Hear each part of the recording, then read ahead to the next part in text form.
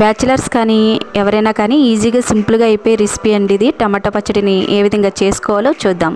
ముందుగా 1/2 కిలో వరకు టమాటాలు తీసుకుని శుభ్రంగా కడిగిన తర్వాత చిన్న చిన్న ముక్కలుగా కట్ చేసుకుని స్టవ్ అంటించి వెడల్పాటి బాండి పెట్టుకున్న తర్వాత టమాటాలన్నీ వేసుకుని మెత్తగా అవ్వేంత వరకు మూత పెట్టుకోవాలి. ఇప్పుడు ఇందులో చింతపండు సరిపడినంత వేసుకుని మూత పెట్టేసుకోవాలి. చింతపండు బాగా మెత్తగా అవ్విన తర్వాత ఇప్పుడు దీన్ని మెదుపుకోవాలి. మెదుపుకున్న తర్వాత ఇందులో వాటర్ శాతం ఏమీ లేకుండా చూసుకున్న తర్వాత పసుపు అలాగే ఉప్పు సరిపడినంత కారం కూడా వేసుకోవాలి. కారం కూడా మీరు ఇంకా కొద్దిగా ఎక్కువగా కారం తినేవాళ్ళు అయితే ఇంకా 1/2 టేబుల్ స్పూన్ ఎక్కువ వేసుకోండి. మాకైతే సరిపోతుంది. ఇప్పుడు ఇదంతా కలుపుకుని దగ్గరికి వచ్చేసిన తర్వాత పక్కన పెట్టేసుకోవాలి. దీనికి పోపు అనేది రెడీ చేసుకోవాలి.